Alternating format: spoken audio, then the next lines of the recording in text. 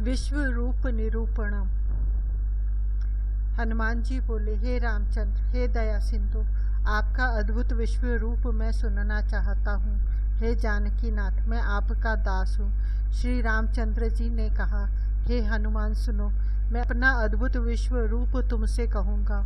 और हे कपीश्वर, तुम भीम स्वरूप को वह दिखलाऊंगा जो रूप तुम ही हो। प्रेम के द्वारा तुमने मेरा चित्त वशीभूत कर लिया है, अतः वाणी से अगोचर है, तो भी वह अपना रूप तुमसे कहूँगा जिसके माया के विलास से विचित्र अंग कल्पित है, वह सुनने योग्य ही है, भय न करो। हनुमान जी बोले, हे स्वामिन, एक तो आपका अनेक मंगलमय दिव्य शरीर है जिसका वर्णन केवल एक बार सुनना ही समस्त भयों का नाश करने में समर्थ है। द्वितीय, आपके मुख कमल से निरंतर अभय वचन ही निःसृत होते हैं। फिर आपके मुख से उस विश्व रूप को सुनकर आज मैं भयभीत क्यों कर होऊंगा। श्री रामचंद्र जी बोले, हे कपेह, ऐसा न कहो, जबकि ब्रह्मा इंद्र आदि देवता गण भी अहो मेरे उस रूप के वर्णन को सुनते ही डर गए, जबकि उसका स्मरण करने से मेरे इस देह में भी रोंगटे खड़े हो जाते हैं। तब तुम भी इस समय उसे सुनकर मूर्छित हो जाओगे, जिसके विशाल हाथ पैर सर्वत्र व्याप्त है, जिन्हें कोई स्पर्श नहीं कर सकता, जिनकी आंखें, मुख, नासिकाएं, मस्तक सर्वत्र व्याप्त है, जिसके कर्ण, कंठ, भुजाएं, उरु, गभीर, नाभि, जानु सर्वत्र व्याप्त है, उस महान और अखंड शरीर का तो विस्मरण करो।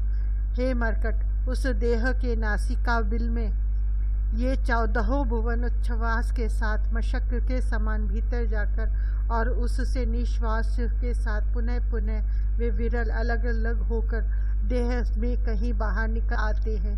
मेरे व्याप्त केशों में इधर उधर करोड़ों ब्रह्मांड है। इसी से भास होता है मानो शाखा उपशाखाओं से युक्त वट वृक्ष के बट बीज के समान परमाणु स्वरूप वे ब्रह्मांड समूह चिपके हुए हैं। उस विराट रूप के कुछ मुख तो अत्यंत विशाल तथा स्थूल और कुछ मुख अणु तथा सूक्ष्म हैं। इसी प्रकार चरण आदि भी हैं। अतः वह रूप पृथ्वी पर उन्हीं पुरुषों के द्वारा देखने योग्य है जिन पर ईश्वर की कृपा है और जो दृढ़ चेता है। सातों समुद्र ही जिसके कुल्ले के जल के समान है, श्रेष्ठ नदियां जिसकी नासिका के मल के समान है, मेरु आदि पर्वत जिसके कान के मल के समान है, उस रूप को निडर होकर कौन पुरुष देखने में समर्थ हो सकता है। जहाँ अत्यंत प्रखर मध्याह्न के सूर्य भगवान भी जुगनू के समान प्रतीत होते हैं और जिसके घोर अट्टहास से ब्रह्मांड की दीवारें टूट जाती हैं, उस मेरे रूप का वैभव मैं क्या कहूँ। दृष्टाओं दाढ़ों से विकराल बने हुए अनेक मुखों के दर्शन से डरकर अनेक यमराज भागे, परंतु भाग जाने योग्य अन्य देश का कोई भी अंश बच नहीं रहा था। अतः इसी अद्भुत विराट रूप में वे स्वयं मूर्छित हो गए। जिस रूप को देखने से फूटी हुई सहस्र आंखों वाले अनेक इंद्र अधिक रोते हुए वहीं गिरते हैं और अपनी निर्निमेषता की निंदा करते हुए खेद है कि किम कर्तव्य विमूढ़ हो मूर्छित हो जाते हैं। जिस रूप के नाभि कमलों में विशालतर आकार वाले अनेक ब्रह्मा कमल रेणु के समान चिपके हुए हैं, वे उस विराट रूप के प्रचंड अट्टहास से अपने स्थान से हटकर ऐसे लुढ़कते हैं जैसे पर्वत पर वज्र आघात होने से उस पर संचार करने वाले पशुगण कंदराओं में अर्थात गुफाओं में लुढ़कते हैं। जिस रूप में प्रलय काल के प्रचंड अग्नि जलकर क्षण मात्र में संपूर्ण रूप से बुझ जाएंगे, हे पवन नंदन, उस आदि मध्य अंतहीन अद्भुत रूप को तुम स्वयं स्मरण करो।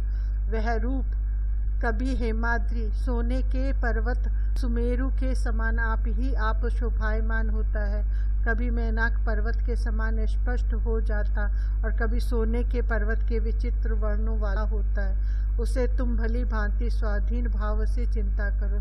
शेष नाग जिस रूप के चरण कमल में रेखा के समान है, जिसके केशों पर आकाश नीलमणि के समान प्रतीत होता है। चंद्र सूर्य जिसके कर्ण कुंडल से जान पड़ते हैं, अंतर्बाह्य में व्याप्त अखंड देह वाला वह रूप शोभा को प्राप्त हो रहा है, जिसके लिए शास्त्र तेज और ब्रह्म तेज भात के समान और मृत्यु कोमल दाल के समान है। इस लोक में ऐसा कौन है कि जो मेरे उस अलौकिक और अपूर्व रूप की तरकड़ा करे। श्री जानकी नाथ जी के इस प्रकार कहने पर वायुपुत्र हनुमान ने आंखें मूंद कर शीघ्र ही उस रूप की भावना की। तदंतर उस भावना के वेग से भयंकर ध्यान करते हुए हनुमान स्वयं शिथिलांग हो भूमि पर मूर्छित होकर गिर पड़े। अनंतर श्री रामचंद्र जी ने हनुमान को इस प्रकार मूर्छित अवस्था में क्षण मात्र देख बहुत आदर के साथ अपने कर कमलों से उसे हंसते हुए उठाया और शीतल जल तथा दिव्य व्यंजन की मंद वायु से जब तक वह सचेत नहीं हुए तब तक स्वयं भगवान उसे आश्वासन करते रहे। पश्चात हनुमान के सचेत होने पर श्री रामचंद्र जी ने प्रेम अश्रु से गदगद होकर विश्व रूप का वर्णन फिर प्रारंभ किया। उसको सुनकर अंजनी पुत्र हनुमान जी ने श्री रामचंद्र जी के दोनों चरण अपने दोनों हाथों से दृढ़ रूप से पकड़ लिए और रुंधे हुए कंठ से वे बोले। हनुमान जी बोले, हे दया सागर परमात्मन, आपके विश्व रूप का वैभव विचित्र और समझने के लिए कठिन है। हो अब उसके वर्णन से वाणी को रोककर हे गुरु, मुझ अधिक भयभीत की अन्य वचनों से रक्षा करो। आपके विराट रूप का जब स्मरण करता है तब कभी पैरों को, कभी हाथों को और इसी प्रकार अन्य अंगों को भी निर्दयता से वह मानो खींचता है, जो मुझसे क्षण मात्र भी नहीं सहा जाता। आप अनंत वैभवशाली, सर्वव्यापक, सर्वशक्तिमान, अनिर्वचनीय और मेरे प्राणों के स्वामी हैं, क्योंकि दुर्बलों से भी मैं दुर्बल हो गया हूँ। अतः आप करुणा रस से भीगी हुई दृष्टि से मेरी रक्षा करें। हे लक्ष्मण के ज्येष्ठ भ्राता कमल लोचन श्री रामचंद्र जी, ब्रह्मा के लिए भी दुर्लभ ऐसे आपके दोनों चरण कमलों का अवलंब किए बिना मेरी क्या गति होगी, क्योंकि मैं पृथ्वी पर एक दुर्मति और नीच बंदर हूँ। हे रघुनाथ जी, आपकी इस अपार माया को न जानने के कारण ही मैं मोहित हो गया। पहले मैं अपने आप को दृढ़तर समझता था। हे गुरु, मेरे उस अपराध को आप क्षमा करें। हे भगवान, कठिन पापों के समूह का नाश करने में समर्थ आपके इस विश्व रूप का स्फुरण ज्ञान बिना ही जो मैं समझ चुका था कि आपके निर्गुण आत्मस्वरूप को पा गया, इस मेरे अपराध को भी आप क्षमा करें। हे प्रभु, मायामय होने से आपके सगुण रूप की पूर्णता नहीं हो सकती।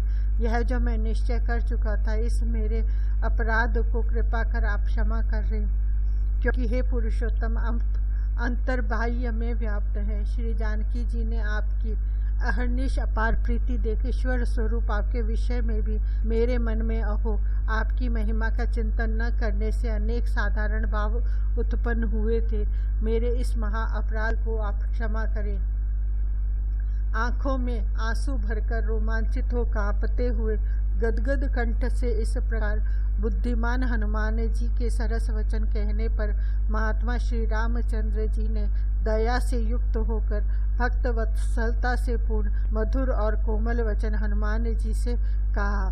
श्री रामचंद्र जी बोले, हे हनुमान, तुम्हारा यह वचन संसार से मुक्ति पाने के लिए पर्याप्त होगा, और कुछ शेष शंकाएं रह गई हो उनको सोचकर पुनः मुझसे पूछो। इस प्रकार तत्व सारायण के अंतर्गत उपासना कांड के द्वितीय पाद में कथित समस्त वेदों के अर्थों को प्रकाश करने वाली श्री राम गीता उपनिषद का विश्व रूप निरूपण नामक 12वां अध्याय समाप्त हुआ।